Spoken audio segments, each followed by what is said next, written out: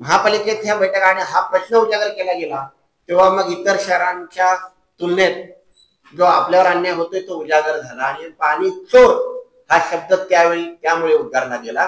हे सत्य म्हणजे हवेत बोललेलं सत्य नाही, हे रिअलिटी मध्ये आपण या शहराचे नागरिक आहात, आपण हे तो त्रास भोगलाय। नियोजनबद्ध शहर, नियोजन असलेलं शहर या दृष्टिकोनातून वाटचाल होत असताना ज्या 14 गावांचा उल्लेख केला गेला 2014च्या सभागृहात, तो ठराव त्या 14 गावांनी विनंती केली की आम्हालाही आता चूक आमची लक्षात आली, आम्ही महानगरपालिकेतून बाहेर पडून आमचा विकास झाला नाही, आम्हाला कुठल्या नेतृत्वाने साथ दिली नाही, ज्यांची जबाबदारी होती त्यांनी त्यांचा विकास केला नाही आणि त्यामुळे त्यांची पावलं आपल्या शहराकडे पुन्हा वळली आणि 2014ला सभागृहाच्या माध्यमातून सशर्त ठराव केला की ह्या गावांना समाविष्ट करताना 500 कोटी रुपये विकासाकरिता शासनाने द्यावे आणि त्या अनुषंगाने ही गावं आम्ही घेण्यास तयार आहोत। त्या ठरावाच्या अनुषंगाने वाटचाल चालू झाली आणि आपण पाहिलं असेल की ह्या सगळ्या सशर्त गोष्टी बाजूला ठेवून कोणीतरी त्या 14 गावांचं इमिजिएट ऑर्डर काढली आणि त्यांना बिना कुठल्या फंडद्वारे आम्हाला जोडण्याचा हट्ट केला। या सिच्युएशनला अनुषंगाने त्यावेळेचे तत्कालीन आयुक्त अभिजित बांगर यांनी 2022 साली प्रधान सचिव नगर विकास यांना एक पत्र दिलं। त्या पत्राची प्रत आपल्याला मिळाली असेल। त्याच्या सगळा इतिहास गावांचा आणि कशा पद्धतीनं तो सगळा लिहिलाय आणि तो फंड किती लागेल।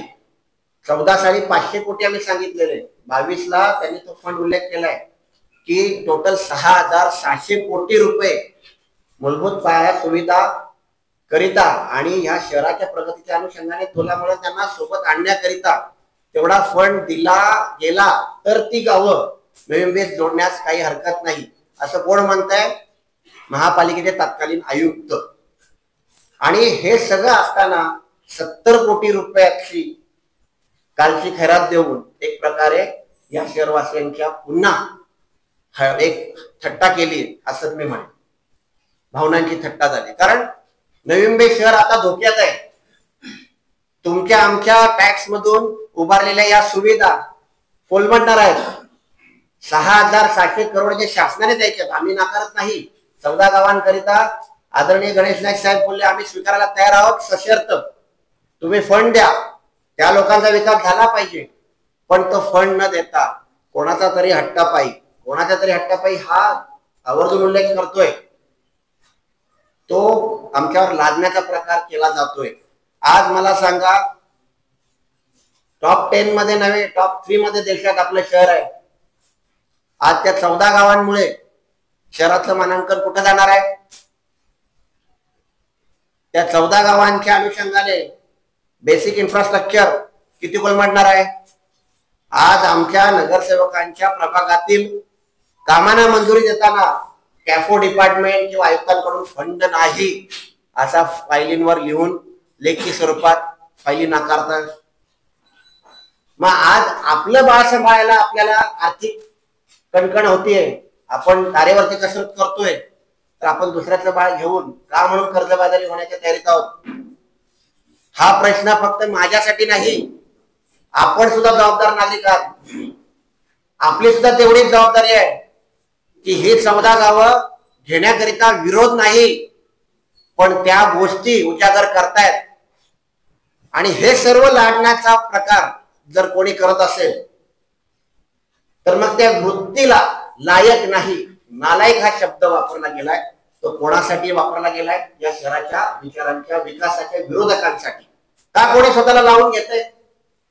का स्वतःला तुम्ही ओढून घेताय? आदरणीय नाईक साहेबांनी कोणाचं नाव उल्लेख केलाय?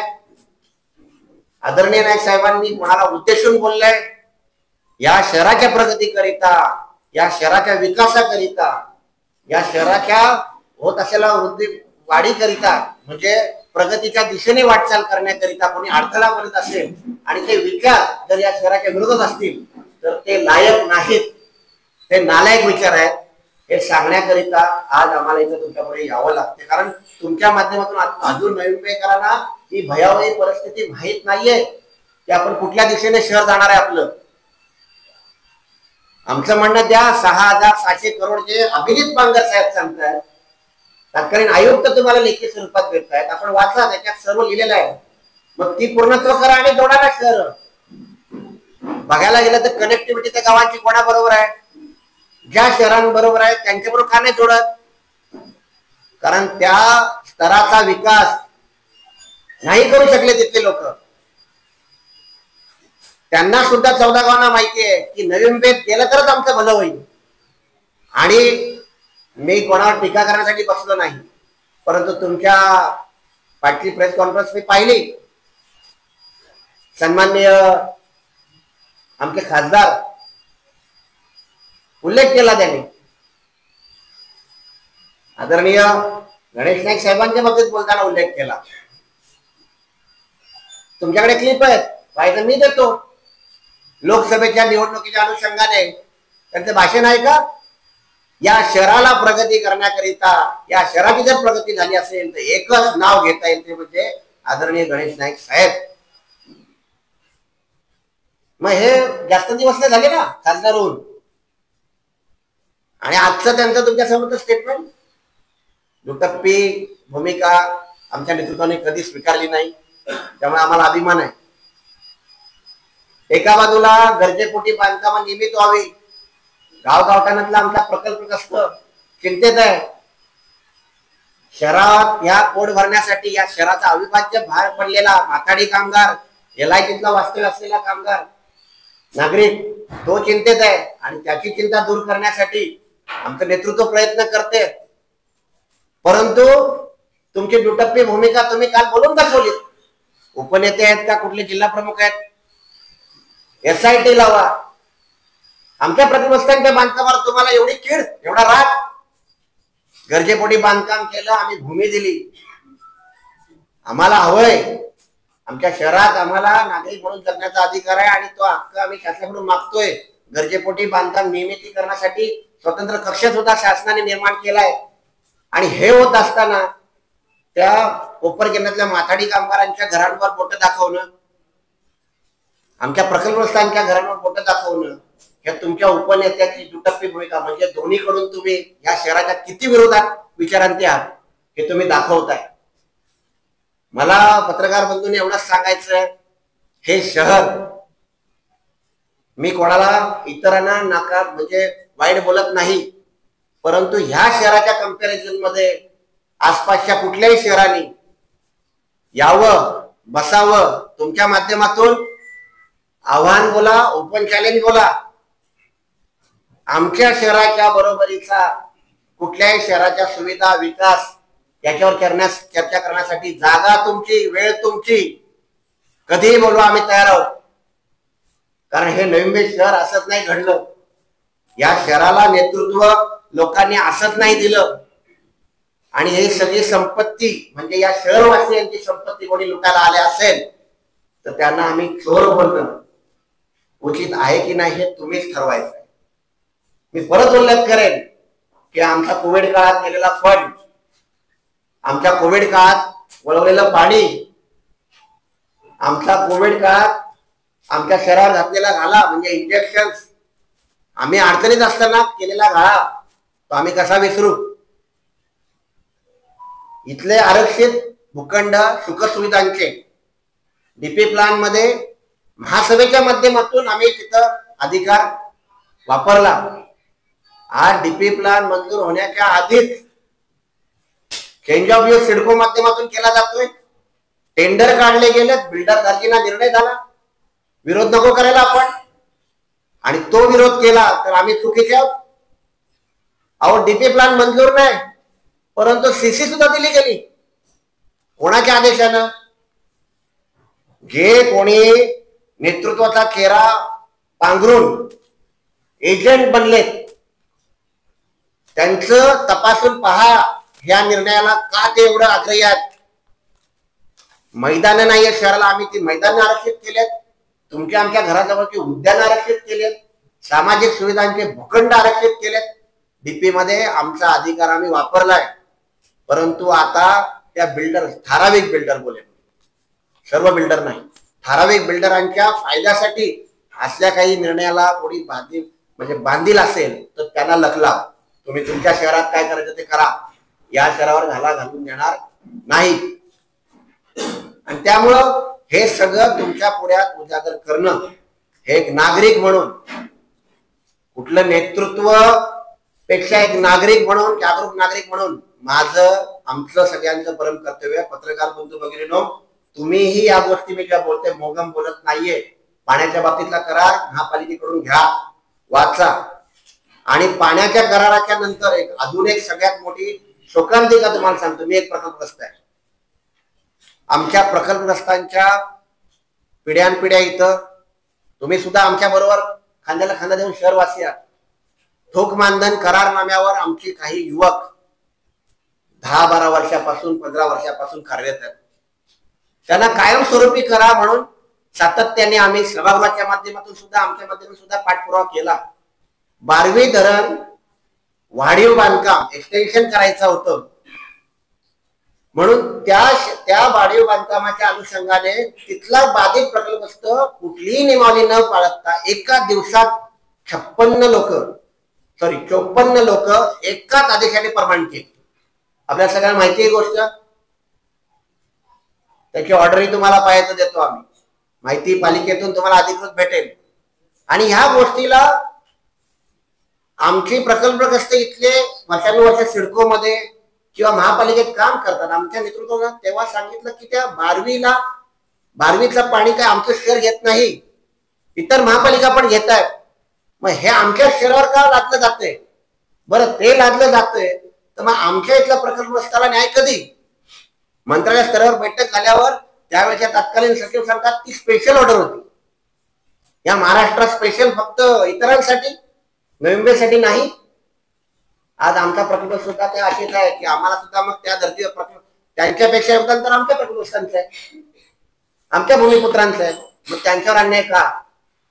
ही दुटप्पी भूमिका घेणाऱ्या या शहर विरोधी विचारांना आम्ही लायक समजत नाही. आणि मग त्या शब्दाला कोणी स्वतःला लावून घ्यायचं असेल तर त्यांची इच्छा. आम्ही कोणाचा अपमान करू शकत नाही, करणार नाही. आमच्या नेतृत्वाने आम्हाला संस्कार शिकवलेत. त्याच्यामुळे आम्हाला वैयक्तिक कोणाला बोलायचं नाही. परंतु कोणाला वैयक्तिक घ्यायचं असेल तर परत आठवण करून देतो, आमच्या शहराची बाजू मांडण्याकरिता आमच्यासाठी आमचं शहर प्रथम, नवी प्रथम हे घोषवाक्य घेऊनच आम्ही तुमच्या पुढ्यात बसलोय. आणि मग दुसऱ्या शहरांची वकिली करण्याकरिता कोणाचं स्वारस्य असेल तर तुम्हाला परत सांगतो, कुठल्याही शहरानं आसपासच्या तुमच्या माध्यमातूनच परत उल्लेख करतो की जागा वेळ ठरवा आणि आमच्या शहराच्या कंपॅरिझनला काय तुमच्याकडे मुद्दे असेल घेऊन या. होय, या शहराचं भवितव्य घडवण्यासाठी आमच्या नेतृत्वाने कंबर कसली, बोलून नाही करून दाखवलं. आज टॉप 3 मध्ये देशामध्ये आमचं शहर आहे तर तुम्ही आसपास पण नाही आहात कोणी, आणि हे तुम्हाला बघवत नाहीये का? याचा तुम्हाला मनात राग आहे का? सर्व्हिस रोडच्या बाजूला भूखंड दिले जातात, ते चुकीच्या दिशेने चुकीच्या पद्धतीने दिले गेले, त्यांना रिलोकेट करा. तर कोणी प्रकल्पग्रस्त असेल त्याला रिलोकेट करा. तिथली भविष्यात येणारी वर्दळ वाहनांची, सर्व्हिस रोड गरजेचं आहे. तर त्या ठिकाणी भूखंड दिल्याचा प्रताप केला जातो आणि दाखवलं जातं की गणेश नाईक ही व्यक्ती प्रकल्पग्रस्तांच्या विरोधात आहे. आज झोपडपट्टी असेल, LIG असेल, आज प्रकल्पग्रस्त असेल, या सगळ्यांना न्याय देण्याच्या भूमिकेतून आमचं नेतृत्व काम करतंय. आणि आम्हाला अभिमान आहे या शहराची प्रगती या एका नेतृत्वाने जिथपर्यंत नेऊन ठेवले, तर त्यामुळे आम्हाला त्यांचा सार्थ अभिमान आहे. आपण ही गोष्ट तुमच्याकडे जे उजागर करतोय की नोव्हेंबरची लूट थांबवायची असेल तर निश्चित या गोष्टी नागरिकांच्या पुढे गेल्या पाहिजेत, या महाराष्ट्रापुढे गेल्या पाहिजेत. की नोव्हेंबर शहर ज्या दिशेने वाटचाल करतंय, नोव्हेंबरची श्रीमंती दडपण्यासाठी कोण प्रयत्न करतोय, आणि जो कोणी प्रयत्न करतोय, जो कोणी या गोष्टी करतोय, त्या वृत्तीला आमच्या नेतृत्वाने नालायक म्हणतो. आणि मी काल परवाचे तुमच्या PC पाहिल्या की नको ते लोक पुढे येत आहेत. नालायक कसे म्हणाले, रावण कसे म्हणाले. तुम्हाला कोण बोललंय? तुम्हाला बोललंय कोण? तुम्ही का ओढून घेताय? मग हे नोव्हेंबरतलं पाणी तुम्ही वळवलंय का? हे इंजेक्शन, हे ऑक्सिजन तुम्ही नेलं का? तर कोविडमध्ये तो फंड मुलुंडला तुम्ही दिलाय, या बिल्डरांच्या करिता डीपी प्लॅन होण्याच्या अगोदर निर्णय पत्रक तुम्ही केलाय. हे 14 गावांचा 6,700 करोडचा फंड न करता आपल्यातून त्यांना फंड देऊन विकास करायचं धोरण तुम्ही आखलंय. म्हणजे या शहराचे विरोधक, या शहराच्या विकासाचे विरोधक तुम्ही ते मान्य करताय का? असेल तर गाईड करा, तसं का लपवत आहे मग? आणि त्यामुळं आमचं स्पष्ट म्हणणं आहे या पीसीद्वारे की हे सगळं शहराच्या अनुषंगाने खूप वाईट चालू आहे. याला कुठंतरी थांबवणं गरजेचं आहे. आणि आमचं नेतृत्व आदरणीय देवेंद्रजी फडणवीस साहेब, आदरणीय आमचे दोन्ही उपमुख्यमंत्री एकनाथ शिंदे साहेब असतील, अजितदादा असतील, आणि आदरणीय दादा गणेश नाईक साहेब हे ह्या करिताच अट्टास धरून आहेत की येणारा महापालिका इलेक्शन असेल, महायुतीच्या माध्यमातून असेल किंवा आमच्या वैयक्तिक भारतीय जनता पार्टीच्या माध्यमातून असेल, इलेक्शन पुढे होत राहतील, होतील, पण हे शहर टिकलं पाहिजे, हा शहरवासी टिकला पाहिजे, त्याच्या अधिकारावर बाधा येता कामा नये, हेच या पीसीच्या माध्यमातून मला सांगायचं होतं. धन्यवाद. मी दरम्यान आमच्या ज्येष्ठ नगरसेविका नेत्रताई शिर्के ह्या आपल्याशी संवाद साधते. नमस्कार. आम्ही जसे नवी मुंबईशी जोडलेलो आहोत तसे आपणही सगळे आहात, आणि म्हणून परवाच्या जी पत्रकार परिषद झाली, पत्रकार प्रेस कॉन्फरन्स मध्ये आपण बघितलं की तिथे जे बसलेले होते खासदारांबरोबरची लोक, त्यांना किती ह्या शहराच्या बाबतीत आपुलकी आहे किंवा त्याच्याबद्दल किती ते विचार करतायत हे कळतच नव्हतं. कारण ते स्वतःबद्दल विचार करतायत, स्वतःच्या फायद्यासाठी ते कुठले तरी चुकीचे जे निर्णय झालेले आहेत त्याला समर्थन करतायत, हे बघून आम्हाला खूप वाईट वाटलं. आणि खरं तर ह्या शहरामध्ये आपण त्याला बेस्ट लिव्हेबल सिटी म्हणतो. ह्या शहराला जे काही प्राइसेस मिळतात ते कशासाठी मिळतात? कारण सिडकोनी शहर बनवलं, पण त्याला महानगरपालिकेने एवढे वर्ष त्याला सांभाळलंय, आपण त्याला जोपासलंय, आणि एवढं सुंदर शहर जे बनलेलं होतं ते त्याच्यापेक्षा बनल्यापेक्षा खूप मोठ्या प्रमाणात आणि कितीतरी पटीने ते जास्ती सुंदर झालेलं आहे. आपले एवढे बागबंदीचे, आपल्यासारखे रस्ते, आपल्यासारखं एसटीपी, आपल्यासारखं लँडफिल साईट कुठेही कुठल्या शहरात आहे का? मग कोणी केलं? या एका नेतृत्वाने केलं ना. गणेश नाईक साहेब हे विजनरी लीडर आहेत आणि त्यांनी ते केलं. पण हे सगळं बाकी सगळे पचवू शकत नाहीये, आणि म्हणूनच हा सगळा जो वाद आहे ते लोक उभा करतायत. त्यांना हे माहित आहे की तिथली डेव्हलपमेंट जी आहे ती दादांनी केलेली आहे, आणि ते कुठेतरी लोकांसमोर आता एक वेगळं पिक्चर घेऊन जायचं, एक वेगळं नॅरेटिव्ह सेट करायचं, त्याचा प्रयत्न म्हणजेच हे सगळे जे प्रेस कॉन्फरन्सेस घेतले जात आहेत ते. आणि म्हणून आम्हाला हेच सांगायचंय की जेव्हा आपल्या शहरामध्ये जो काही विकास होतो आहे, आता पुनर्विकास हे जे आपल्या शहरात राहणारे सामान्य लोक आहेत, त्यांची जी छोटी घरं आहेत त्यांच्यासाठी गरजेचं आहे.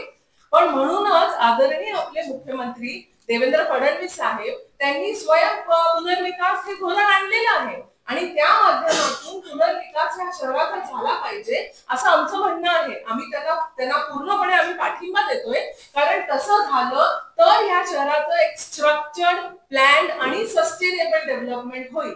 अगर जर का आपल्या शहराचे 9 मीटरचे रोड आहे, 14 मीटरचे रोड आहे, 15 मीटरचे रोड, 11 मीटरचे रोड आहेत, पण त्याच्यामध्ये जर का आपण आता बघताय की आताही आपल्याला तिथे किती प्रॉब्लेम होतोय, पार्किंगचे विषय येत आहेत, ते सगळे रोड्स मेंटेन करायला आपल्याला प्रॉब्लेम होतोय. आपण जर का न विचार करता बांधकाम करत राहिलो तर मग ह्या सोयी सुविधा ज्याच्यामुळे आपल्याला बेस्ट लिव्हेबल सिटीचा अवॉर्ड मिळालेला आहे त्या सोयी सुविधा आपण प्रोव्हाइड करू शकू का? ती जी काही यंत्रणा आता वॉटर मॅनेजमेंट साठी बेस्ट आपल्याला प्राइस मिळते, बेस्ट वॉटर मॅनेजमेंट साठी ते प्राइस घेऊ शकू का? लोकांना आता आपण 1000 लिटर पर डे एका फॅमिलीला पाणी देतोय, तेवढं पाणी आपण देऊ शकू का? हे जे सगळे प्रश्न आहेत ते तुमच्या माध्यमातून आम्हाला पण जनतेपुढे आणायचे की आपण जेव्हा डेव्हलपमेंट करतोय तर मग आदरणीय मुख्यमंत्री जे म्हणतायत की सेल्फ रिडेव्हलपमेंट, ज्याच्यामधून लोकांना जसं पाहिजे तसं स्वतःचं ते घर घेऊ शकतात, जसं पाहिजे तसं आपलं डेव्हलपमेंट करू शकतात, आणि त्याचबरोबर शहरालाही नुकसान होत नाही. कारण आता एअरपोर्ट येत आहे, त्याबरोबर इथे लोकसंख्या अजून वाढणार आहे. आपल्याला त्याची काळजी या शहराची घेण्याकरिता कुठलंही डेव्हलपमेंट इथे आहे त्याच्यावर विचारपूर्वक आपण निर्णय घेणं गरजेचं आहे. आणि हे जे आतापर्यंत जे काही रिडेव्हलपमेंट इथे झालेले आहेत, पुनर्विकास झालेले आहेत, तुम्ही बघा ह्याच्यावरून फायदा कुणाचा झालेला आहे?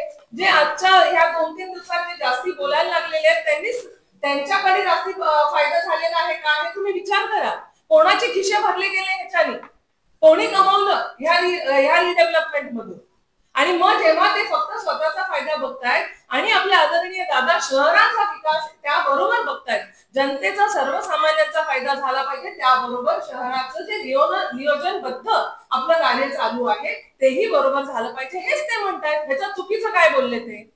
आणि म्हणूनच आमचं हे म्हणणं आहे की ही जी लोक ज्यांच्यावरती गुन्हेगारीचे काय काय त्यांच्यावरती आरोप आहेत, अशी जेव्हा लोक हे एवढ्या मोठ्या नेतृत्व आहे ज्यांनी स्वतःचं सर्व काही या शहराला दिलेलं आहे, एवढ्या विजनरी लिडरच्या वरती आरोप करतायत, एवढी हिंमत कशी होते? कसं एवढं बोलू शकतात एवढ्या मोठ्या नेत्याबद्दल? ते ज्या शहराला जेव्हा पूर्ण देशभरातून लोक येऊन नावाजतात, जगभरातली लोक या शहरामध्ये बघायला येतात काय काय डेव्हलपमेंट झाली तिकडे, ते त्या शहराच्या नेतृत्वाला तुम्ही काही बोलता?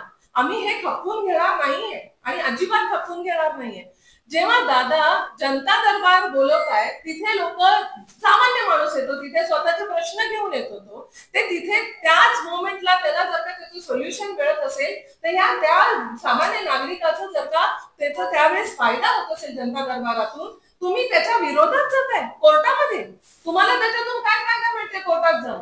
जर का तो माणूस जो काही सगळी जी लोक आहेत आपल्याकडे सर्वसामान्य नागरिक, ते काही सारखे कुठल्याही जे काही आपल्याकडे एमएससीबी असू दे किंवा महानगरपालिका असू दे, सिडको असू दे किंवा पोलीस यंत्रणा असू दे, सगळीकडे त्यांना स्वतःचे प्रश्न घेऊन जाऊ शकत नाही ते, किंवा खूप हेलफाटे खाल्ल्यानंतर ते परत जनता दरबारमध्ये येतात ह्या अपेक्षेने की हा जो आमचा नेता आहे तो आमच्याबद्दल त्याला आपुलकी आहे, तो नेता आमच्याबद्दल विचार करतो आणि आमचे प्रश्न मार्गी लावायचा प्रयत्न करतो.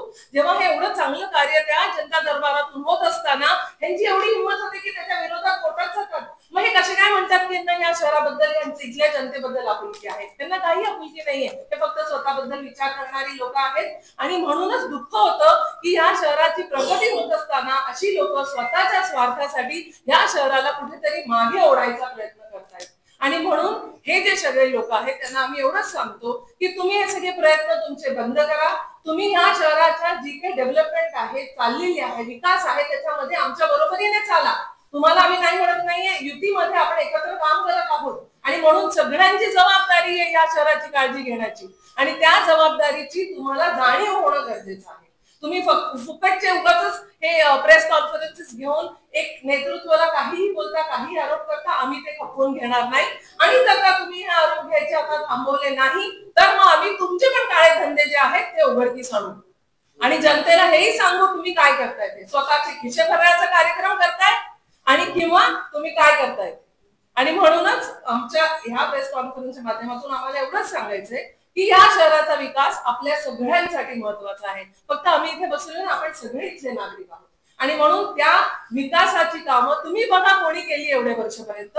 आणि नागरिक इथले सुजाण नागरिक आहेत, बाहेरून आलेली लोक आहेत, तीही म्हणतात की आम्ही दुसऱ्या शहरातून आलेलो आहेत, दिल्लीवरून येतात, बँगलोरवरून, पुण्यावरून, मोठ्या मोठ्या शहरातून येणारी लोक इथे राहत आहेत. काय म्हणतात, याच्यासारखं सुंदर शहर कुठलं नाहीये.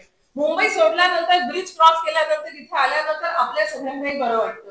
एवढे सुंदर स्वच्छ रस्ते, आपलं एवढं सुंदर स्वच्छ शहर बघून आपल्यालाही वाटतं की ह्या शहरात, त्याचबरोबर जिथे आपल्या शहरामध्ये सगळ्या सोयी सुविधा आपण दिलेल्या आहेत, पण आपल्या शहरामध्ये बायोडायव्हर्सिटी पण त्याच बरोबरीने आपल्याला जोपासण्याची गरज आहे.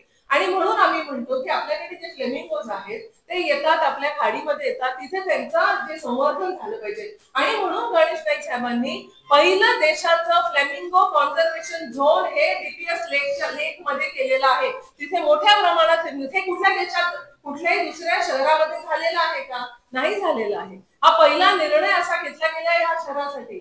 त्याला लागूनच इथे गोल्डन जिथे फॉक्सिस येतात, ज्यांना सोनेरी कोल्हे म्हणतो आपण, आपल्या शहरात ही वाईल्ड लाईफ पण आहे, त्याला जोपासण्याचा प्रयत्न पण आदरणीय गणेश नाईक साहेब करतायत फॉरेस्ट डिपार्टमेंटच्या माध्यमातून. पण ते होत असताना सिडकोच्या वर प्रेशर आणून हे सगळे भूखंड त्या मँग्रोव्हला जे लागून आहेत ते पण विकायचा प्रयत्न होतोय.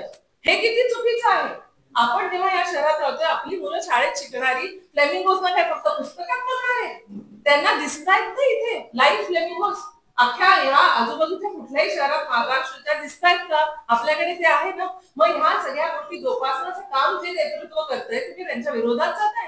तुम्हाला फक्त इकडचा एक एक इंच विकण्यामध्ये इंटरेस्ट आहे. आमच्या सगळ्या जमिनीच्या आम्ही जेवढे सगळे प्लॉट आम्ही आमच्या बगीचांसाठी मैदानांसाठी ठेवले ते तुम्ही बिल्डरांच्या घशात घालताय. ह्याच्याने विकास होणार नाहीये या शहराचा. आणि हेच आम्हाला आपल्या सगळ्यांना सांगायचे की हे कुठेतरी थांबलं पाहिजे आणि त्याच्यासाठी जो काही लढा द्यायचा झाला तो आम्ही सगळे मिळून लढा तो देऊ, पण आम्ही चुकीच्या प्रवृत्तीला इथे वर येऊन देणार नाही या शहरामध्ये. धन्यवाद. आमच्या सहकारी अपर्णाताई गवते त्या बोलतील.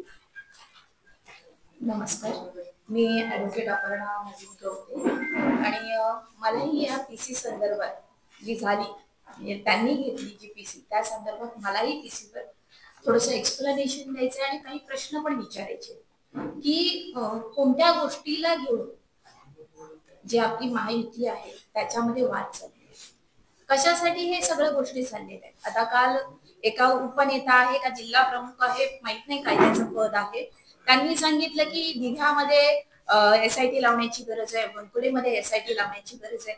दिघा इथे जे बांधकाम झालं किंवा बनकुडे इथे झालं असेल किंवा नवी मुंबईत किंवा इतर ठिकाणी कुठे जे झाले ती गरजेपोटी झालेली बांधकाम आहेत. कोणी काय स्वतःचे हाऊस म्हणून कोणालाही अनधिकृत घरामध्ये राहण्याची इच्छा नसते आणि त्यासाठी आम्हाला रेग्युलराईज करा ह्यासाठी आम्ही वारंवार मागणी केली आहे. त्यासाठी कागदपत्रांची काय पूर्तता असेल, कोणत्या अटी शर्तींची पूर्तता करायची असेल तर ते सगळे नागरिक जे तिथे राहणारे रहिवासी आहेत ते पूर्तता करण्यास तयार आहे. सर्वात महत्वाची गोष्ट म्हणजे दिघ्यामधली याचिका टाकणारा याचिकाकर्ता कोण होता, हा राजीव मिश्रा कोण आहे, कोणाच्या व्ही मराठा चॅनल मध्ये हा पत्रकार होता, कोणाचं चॅनल आहे हे सर्व पत्रकारांना ही गोष्ट माहिती. आणि ही गोष्ट मी नाही सांगत आहे, विद्याताई चव्हाण यांनी लाईव्ह डिबेट जेव्हा झालं तेव्हा त्यांच्याच तोंडातून वदवून घेतलं व्ही मराठा चॅनल कोणाचं. हा पत्रकार जो आता PIL याचिकाकर्ता जो आहे तो कोणाकडे कामाला होता, म्हणजे कोणाच्या आदेशानुसार दिघा विरुद्ध जी याचिका पडली किंवा मयुरा मारुहीने जी याचिका नवी मुंबईसाठी टाकली, आता ऑर्डर निघाली की 6,500 घरं नवी मुंबईतली तोडण्यात यावी, हे कोण करतंय. म्हणजे एका बाजूने तुम्ही आम्हाला ब्लेम करताय की आम्ही अनधिकृत केलंय किंवा आम्ही गरजेपोटी घरं बांधणारी लोक ही वाईट आहे SIT लावा, आणि दुसऱ्या बाजूने तुम्ही कोर्टात जाताय. बरं तुम्ही तुमच्या वक्तव्यामध्ये हेही सांगता की आम्ही कोर्टात गेलात ना तुम्ही कोर्टात, पण नवी मुंबईतल्या लोकांना दिघ्यातल्या लोकांना उद्ध्वस्त करण्यासाठी जे PIL करते आहेत त्यांना वकील देण्यासाठी तुम्ही कोर्टात गेलात. या उलट पक्षी आमचे नेतृत्व दादांनी आम्हाला वकील दिला जो JMFC ला बेलापूर कोर्टात लढला, हायकोर्टामध्ये लढला, सुप्रीम कोर्टातही लढले आणि याची साक्षीदार मी स्वतः आहे. कारण मी बेलापूर कोर्ट, हायकोर्ट आणि सुप्रीम कोर्ट हे तीनही कोर्ट केले. 2 वर्ष 2015 पासून 2018 पर्यंत ह्या सगळ्या गोष्टीचा मी स्वतः पर्सनली ऍज अन ऍडव्होकेट पाठपुरावा करत होती. त्याचे मी स्वतः साक्षीदार आहे की कोणी काय केले. एकाही तारखेला मेहनत करणारा माणूस कोर्टात कसा नाही दिसला मलाच काय दिघ्यातले जे रहिवासी येत होते त्यांच्यापैकी कोणालाही ती व्यक्ती कोर्टात दिसली नाही. मग फक्त माईक दिसला, कॅमेरा दिसला की आपण बोलायचं असं काही आहे का. कुठल्या गोष्टीचं श्रेय घ्यायचं आणि कुठल्या नाही, म्हणजे दाखवायचा चेहरा वेगळा आणि खायचा चेहरा वेगळा, खायचे दात वेगळे आणि दाखवायचे दात वेगळे, असा चेहरा तुम्ही ठेवू नका. तुम्हाला एवढाच पुळका दिघावासियांबद्दल होता तर दिघ्यातली काही लोक तत्कालीन पालकमंत्र्यांच्या घरी विचारणा करायला गेलेले की आमची घरं अनधिकृत आहेत, तुम्ही आमचे पालकमंत्री आहात तर आमची घरं अधिकृत करा, हे विचारायला गेले. कोणालाही कल्पना नव्हती की ते घरात आहेत, कारण आम्ही सामान्य नागरिक आहोत, कोण घरात आहे कोण नाही काही कल्पना नाही. पण तिथे आम्ही त्यांच्या दरवाजात गेल्यानंतर आम्हाला आत घ्यायचं सोडा, आमच्यावर जे आम्ही 15 लोक गेलेलो त्यांच्यावरती गुन्हे दाखल केले. ही वस्तुस्थिती कोणाला माहित आहे का, की जे आता म्हणतायत की आम्ही दिघ्याला अमुक केलं, दिघ्याला तमुक केलं, कोणीही काही केलं नाही. दिघ्यामध्ये उद्ध्वस्त लोक कशी होतील, कसे गरीब रस्त्यावर येतील याचा सगळा प्रयत्न करण्यात आला. सगळ्यात महत्वाची गोष्ट म्हणजे दिघ्यामध्ये आता सिवेज पंप हाऊस साठी हे काढण्यात आलं होतं, प्लॉट देण्यात आला होता, जो ठाणे बेलापूर रस्ता झालेला आहे, कॉन्क्रिटीकरण झालं. तर त्या कॉन्क्रिटीकरणच्या बदल्यामध्ये, त्या रस्त्याच्या बदल्यात आपल्याला MIDC ने 61 मीटरचा ROW चा प्लॉट दिलेला, जो रस्त्याच्या लगत राहिला आहे तो. तिथे तुम्ही नागरी सुविधा करा असंही त्यात स्पष्टपणे म्हटलेलं आहे. माझ्याकडे अग्रीमेंट आहे यात आणि हे उद्घाटनाचे फोटो सुद्धा आहेत. त्या अग्रीमेंट मध्ये 2005 ला 4 प्लॉट देण्यात आलेले, एक आमच्याकडे, एक सुधाकर सोनांकडे, एक मनीषा भुईर मॅडमकडे आणि एक आपले तुभ्याचे नगरसेवक त्यांच्याकडे देण्यात आले, अमित मेडकर. 4 प्लॉट देण्यात आले. आम्हाला जो प्लॉट देण्यात आला त्याचं उद्घाटन, भूमिपूजन तत्कालीन सार्वजनिक बांधकाम मंत्री आणि तत्कालीन मुख्यमंत्री शिंदे साहेबांनी केले. नागरिक कामांच्या सुविधांचा एक फोटो आहे जे उद्घाटन झालं ते. त्यानंतर वर्ष होत नाही त्या जागेवरती हे जे काल बोलणारे होते त्यांच्याच कार्यकर्त्याने, नाव घेऊन सांगते, रेवा भक्ती इन या कंपनीने तिथे प्लॉट घेतला. त्याचे प्रॉपरायटर आहेत ऍडव्होकेट रवींद्र पाटील आणि वैशाली पाटील. आता हे कोण आहे ते तुम्हाला सगळ्या पत्रकारांना माहितीये की ह्या कोणत्या पक्षाचे पदाधिकारी आहेत. MIDCचं खातं कोणाकडे हेही तुम्हाला माहिती आहे. त्यांनी तिथे एक हॉटेल बांधलं, मुंबई एक्सप्रेस, तुम्ही पाहिलं असेल, स्टेशनच्या समोरच आहे, बरोबर, दिगागाव रेल्वे स्टेशनच्या समोर. मल उद्दंचन केंद्र, इथे काय केलं जातं? मळ जमा केला जातो, विष्ठा जमा केली जाते, त्याच्यावर प्रक्रिया केली जाते, बरोबर ना? प्रक्रिया केली जाते आणि तो प्लॉट खाल्ला म्हणजे तुम्ही दिघावासियांचं काय खाल्लं? विष्ठा खाल्ली. संविधानिक शब्द आहे, विष्ठा हा संविधानिक शब्द आहे. तुम्ही तुमच्या कार्यकर्त्यांनी दिघावासियांची विष्ठा खाल्ली. मग लायकीचं कोण आहे? लायक ह्या शब्दाला, लायकच्या विरुद्धार्थी शब्द, जो लायकी नसलेला माणूस आहे त्याला काय म्हणतात? कुठे चुकलं? दुसरी गोष्ट, मी पेपर सहित, पुराव्या सहितच आले. हा 2018चा GR आहे जो महाराष्ट्र शासनाने काढलाय. 2015 पर्यंतच्या झोपडपट्ट्या ज्या आहेत त्यांना कोणीही हात लावू नये म्हणून. तर त्या बांधकामाच्या बदल्या GRच्या मध्ये यादव इथे पाटीलवाडी म्हणून दिघ्याला एक झोपडपट्टी प्रभाग आहे. तिथल्या लोकांना या उपनेत्यांनी किंवा स्वयंघोषित जिल्हा प्रमुखांनी बोलावून घेतलं आणि सांगितलं की तुम्ही इथून हाला, शिफ्ट व्हा आणि यादव नगरला जा. ते ऐकले नाही. तर सकाळी 8:30 वाजता कोणतंही इंटिमेशन, कोणतीही नोटीस न देता त्यांची घरं तोडली आणि ते जे हॉटेल तिथे बांधण्यात आलं त्याचं वर्क ऑर्डर जी आहे, त्याची जी ऑफर आहे ती त्यांच्या मुलाच्या नावाने आहे, Shubham enterprises, address room number 1, विजय चौगुले निवास, साईनाथवाडी, ऐरोली, नवी मुंबई. आता हा पत्ता माझा तर नाहीये, चौगुले निवास आहे, माझा नाहीये, कोणाचा आहे याचा शोध लावा. आणि ह्या पाटीलवाडीच्या लोकांना 2004 मध्ये राज्यमंत्री गृहनिर्माण यांनी पत्र दिलेलं आहे की जेव्हा कधी SRA लागेल तेव्हा तुमचं रिडेव्हलपमेंट त्याच्यामध्ये होईल म्हणून त्यांना पत्र दिलेलं आहे. MIDC ने 2010 ला त्यांना एक पत्र दिलेलं आहे. 1995 नुसार 750 घरांपैकी 250 घरे ही पात्र आहेत. आता जर GR पाहिला 2018चा तर त्यानुसार सगळी 750 घरं पात्र आहेत. मग त्या घरातल्या लोकांना तुम्ही रस्त्यावर का आणलं? त्यांना रिहॅबिलिट करायच्या आधी. बरं, तिथे परिस्थिती एवढी वाईट होती, म्हणजे मी बोलताना तुम्हाला माझी चीड समजत असेल की जेव्हा ती घरं तोडली तिथल्या लोकांना एक भांड सुद्धा बाहेर घेता आलं नाही. सकाळी 8:30 वाजता माणूस स्वतःचा जीव वाचवणार, मुलांचा जीव वाचवणार, काय करणार? गुंड तिथे लावले आणि लोकांना दमदाटी करून MIDCचे ऑफिसर उभे होते. आता त्यांचं म्हटल्यावर ते काही करू शकतात आणि लोकांना घराच्या बाहेर काढलं. 10 दिवस ती माणसं आपली मुलं बाळ घेऊन रस्त्यावर होती. कोणत्याही पत्रकाराने, मी तुमच्या समोरच बोलते, कोणत्याही पत्रकाराने याची दखल घेतली नाही. 10 दिवस ती माणसं रस्त्यावर होती. प्रातःविधी करण्यासाठी पाटीलवाडीमध्ये टॉयलेट बांधलेलं होतं, टॉयलेट युज करू दिलं नाही, लोकांना रस्त्यावर जावं लागलं. महिलांना आंघोळीला जागा नव्हती, पुरुष उघड्यावर आंघोळ करतात. महिलांनी कशी आंघोळ केली असेल तुम्हाला माहितीये? साड्या घातल्या होत्या चारी बाजूने आणि मध्ये स्त्री आंघोळ करत होती. तुम्ही विचार करा, साडी किती ट्रान्सपरंट असते. कशी त्या बाईने स्वतःची लाज वाचवून आंघोळ रस्त्यावर केली असेल. रात्री मुलांना घेऊन रस्त्यावर कसे झोपले असतील. तुम्ही स्वतःला म्हणता ना भाऊ म्हणून, भाऊ असा असतो का? कसा भाऊ असायला हवा? दादांसारखा. दादांनी पत्र दिलं, जसे ते पालकमंत्री झाले त्यांनी पत्र दिलं की ह्या लोकांना ताबडतोब, तुमची चूक आहे, पात्र असलेल्या लोकांना तुम्ही घराच्या बाहेर काढलं, तुम्ही त्यांना MIDC ने चूक केलेली आहे, त्यामुळे MIDC ने स्वतः भरपाई करून स्वतःच्या खर्चाने महापालिकेतल्या त्या पाटीलवाडीच्या लोकांना घरं बांधून द्यावी स्वखर्चाने. हे दादांचं पत्र आहे. हे बघा, हे MIDC ने त्याच्यावर उत्तर दिलेलं आहे. दादांचं स्वतःचं सुद्धा पत्र यात लावलेलं आहे.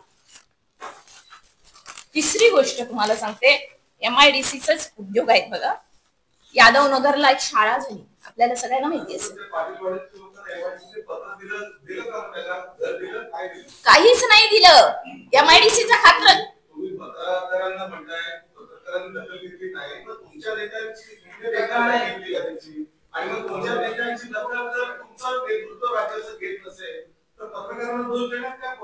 हो, पण जेव्हा अन्याय होतो तेव्हा इमिजिएट ऍक्शन. तिथली लोक कोर्टात गेली आहेत, असं नाही की तिथली लोक कोर्टात गेली नाही. अचानक तुमचं येऊन घर तोडलं तर लोक काय करणार?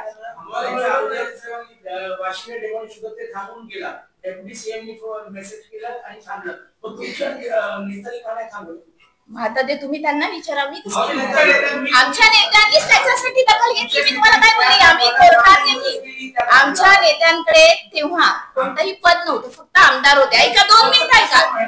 एमएलएची व्हॅल्यू असते लक्षात ठेवा. त्याची पण काय रिस्पॉन्सिबिलिटी आहे. त्याचा एरिया एवढा मोठा, तो त्याच्या एरियामध्ये काही थांबू शकत नाही. MIDC ला फोन माझ्या समोर केलेले दादांनी, आणि तरीही MIDC चे ऑफिसर ऐकले नाही. त्यानंतर जे लागणारे वकील होते, अजूनही CBD कोर्टामध्ये हे मॅटर चालू आहे. त्याच्या तारखा पडतात, त्याचा फॉलोअप सुद्धा मीच घेते आहे.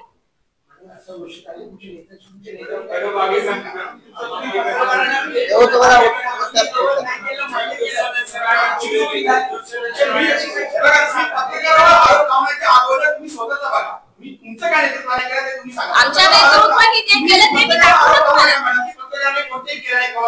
मी पुढचा विषय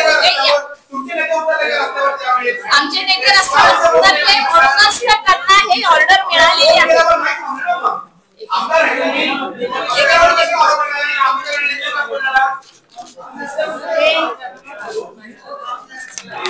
मी एक मिनिट हे नाईक साहेबांनी दिलेलं पत्र आहे MIDC ला, आणि काम केल्याशिवाय बोलेल का? त्यावेळेला त्या दिवशी नाही त्यांनी एंटरटेन केलं नाईक साहेबांना. तुम्हाला वस्तुस्थिती नाही माहितीये, आणि मी मुळात तुमच्यावर तुम्ही स्वतः लावून घेऊ नका की कदाचित तुम्ही बोलला असतात आमच्या सोबत तर कदाचित त्यांना न्याय मिळाला असता.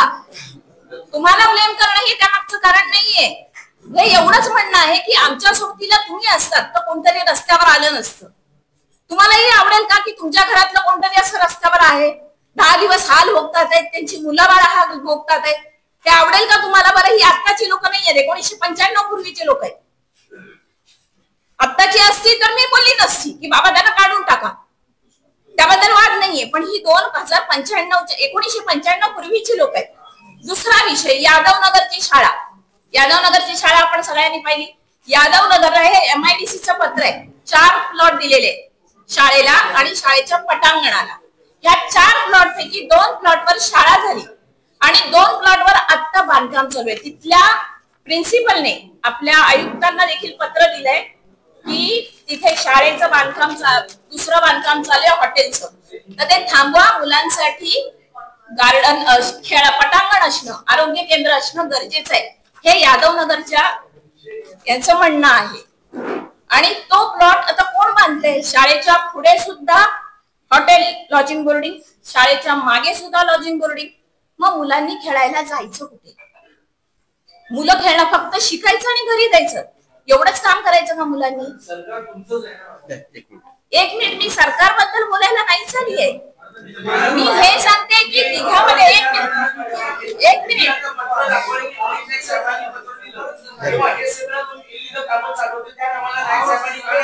बरं, ठीक आहे. तुमच्या प्रश्नाचं उत्तर मिळेल.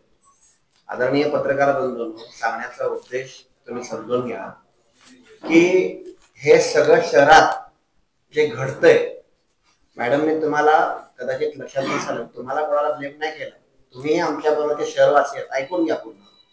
त्या ठिकाणी हा उद्योग जो चालू होता, तो चालू आहे. त्या ठिकाणचा उद्योग करणारा माणूस, डिपार्टमेंट कोणाचं? तुम्ही बोला नाईक साहेब हातबळ होते का? नाईक साहेबांनी त्यांची परिपूर्ण शक्ती तिथं लावली.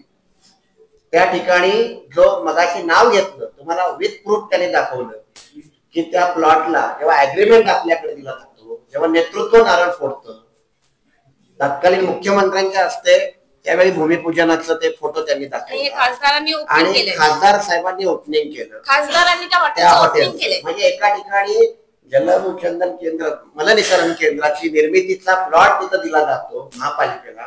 म्हणजे तुमची आमची असेट झाली आणि उद्योग विभागाकडून म्हणजे MIDC कडून यूज ऑफ चेंज करून इमिजिएट त्या ठिकाणी तो प्लॉट त्रयस्थ व्यक्तीला म्हणजे कोणाला नावही सांगितलं त्यांनी, कुठल्या पक्षाचा कोणाचा असतं काय तेही दिलं जातं. तर इथं या शहराच्या बाबतीत गोलमाल जो चालू आहे, शहरावर घाला जो चालू आहे, तो दाखवण्याचा आम्ही तुम्हाला ते दाखवतो. तुमच्या आतापर्यंत सगळ्यांना तुमच्या बोलण्यात हे जाणवतं की तुम्ही वरात आज तुम्हाला हे सांगण्याची गरज का पडली? आज तुमच्या नेतृत्वावरती तुमच्या विरोधकांनी किंवा सत्तेत तुमचे भागीदार असलेल्यांनी तुमच्या नेतृत्वावर ओरखडे ओढले म्हणून तुम्ही आज 5 वर्षापूर्वीच्या 10 वर्षापूर्वीच्या जुन्या गोष्टी पुकारताय. मी ही आज तुम्हाला का आठवण आली? साहेब तुम्ही बोला, तुम्ही एक प्रश्न. आणि हे सगळं होताना आतापर्यंत तुम्ही गप्प का होता? आजच तुम्ही जागी का झाला? आणि जर तुमच्या डोळ्यात एकदा या शहराचं पाणी चोरलं जात आहे, या शहराचा पैसा चोरला जातोय, भूखंड चोरले जात आहे, या शहराची वाट लावली जाते असं तुमचं जे म्हणणं आहे, त्या वाट लावण्याचं नाव घेण्याची पण तुम्ही हिंमत दाखवताय. तो मिस्टर इंडिया कोण आहे? त्यांचं नाव पण घ्यायची तुम्ही हिंमत दाखवताय. सर बोलू का? आपल्या जाती बोलू तुम्हाला? ठीक आहे. आता आपण जे बोलात की आज बोलतोय आम्ही, आपली चूक दुरुस्त करतोय, आपल्या पत्रकारांच्या कडे रेकॉर्ड आहे. डे 1 पासून आमचा नेता या बाबतीत उजागरता आयुक्तांच्या दालनात बसून कोविड काळात इंजेक्शन जेव्हा गेले आम्हीच विरोध केला, आम्ही थांबवलं.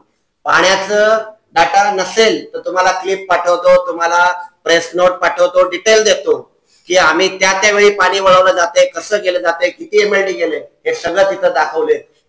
गिरीश महाजनांकडे आमचा लेखी पत्र पण आहे त्या बाबतीचा पाणी पुरवठा विभागाच्या अनुषंगाने की आमचं पाणी 12वीचं तर संबंधित अधिकाऱ्यांच्या बैठकांचं इतिवृत्त सगळा कारभार आहे तो तुम्हाला दिला जातोय, तो देतोय. तिथं सर्व्हिस रोडला ते भूखंड चुकीचे दिलेत, तिथं आम्ही आंदोलनही केलं, आमचा नेता रस्त्यावर उतरला, हे तुमच्या पत्रकारांनी तेव्हा कव्हर केलेलं आहे. तोही डाटा बघा. आम्ही आज बोलत नाहीये, आम्ही आज ज्या दिवशीपासून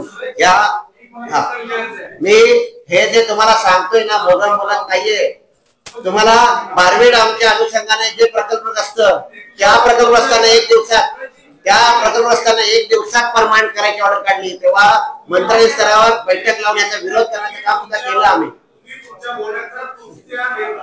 कमजोरी दाखवताय, एकीकडे तुमचे विरोधक सक्षम आहे, ते चुकीचं काम पण करतायत हे तुम्ही सांगताय, परंतु तिथं तुमचं नेतृत्व जे फोन करताय, पत्र देताय, पण त्यांना प्रतिसाद मिळत नाही, त्याच्यावर तुमचं सरकार कार्यवाही करत नाही, याचा अर्थ तुमचं नेतृत्व कुठेतरी कमी पडते असं तुम्ही स्पष्ट. हे बघा, तुम्हाला तुमच्या पद्धतीनं लावून घ्यायचं आहे. मी काही वर्ष आपण ज्येष्ठ पत्रकार आहात, एक लक्षात ठेवा.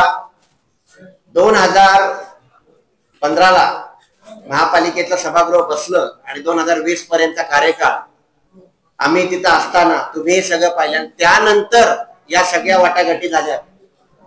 आता नावं घेऊन तुम्ही बोलता नाव घ्या, नावं घेतली, डिटेल प्रूफ सहित दाखवलं.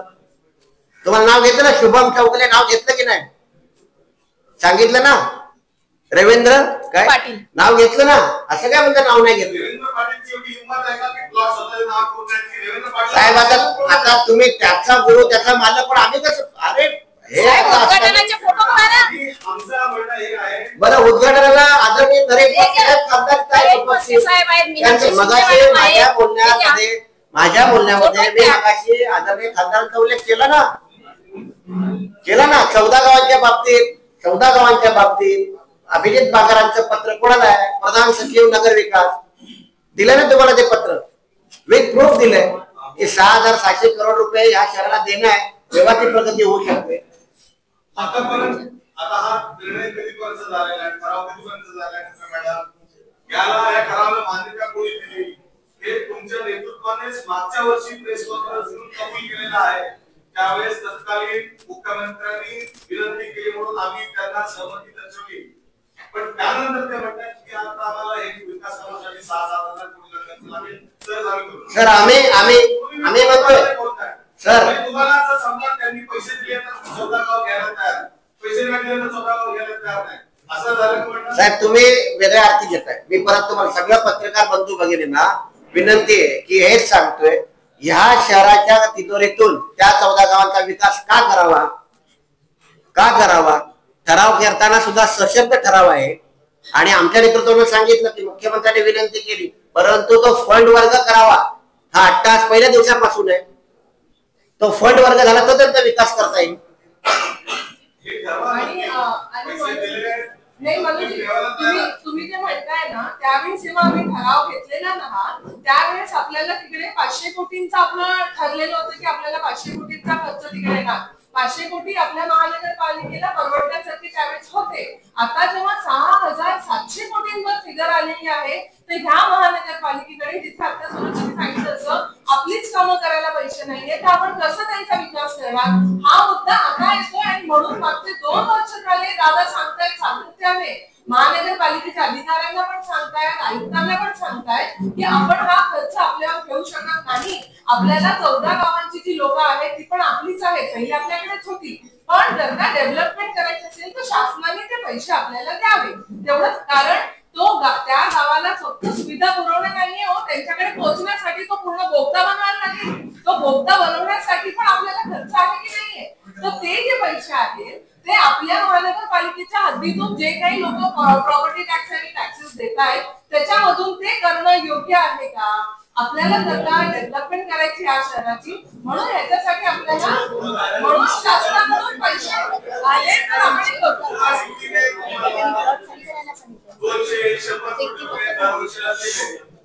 तर तुम्ही 14 गावात महापालिका ठेवायला तयार आहात का? पण आपल्याला 200 कोटीतून काम होणार एका वर्षात. म्हणून आमचं काय ते सांगतायत ना दादा, की दादा काय म्हणताय की तुम्ही पहिले डेव्हलपमेंट करा, तुम्ही इथून बोगदा बनवा, पहिले आम्हाला रस्ता तर द्या तिथे पोहोचण्यासाठी. तुम्ही एकदा रस्ता बनवून द्या आणि त्याच्यानंतर तुम्ही जे मेजर तिकडची कामं आहेत, जे रस्ते आहेत किंवा जे काही बेसिक डेव्हलपमेंट आहे त्याचं एक डीपी बनवणं गरजेचं आहे. ते सगळं केल्यानंतर तुम्ही हँडओव्हर करा, मग मॅनेजमेंट कॉर्पोरेशन करेल ना. त्याला नाही म्हणत नाही त्याचा, ते एवढंच म्हणतात की पहिला जो खर्च आहे तो कसा करणार आपली कॉर्पोरेशन, आणि हा काय लॉजिकल आहे की नाही हे आम्हाला सांगा. लॉजिकल आहे बघा, तुमचं म्हणणं काय आहे? सर परत दुरुस्त करतो. दादांनी त्याला हे सांगितलं की महापालिकेकडे फंड देण्याची गरज नाहीये. MMRD असेल, सिडको असेल, इतर प्राधिकरणाने त्यांचं डेव्हलपमेंट करावं आणि मग आमच्याकडे द्यावं. आम्ही तयार आहोत.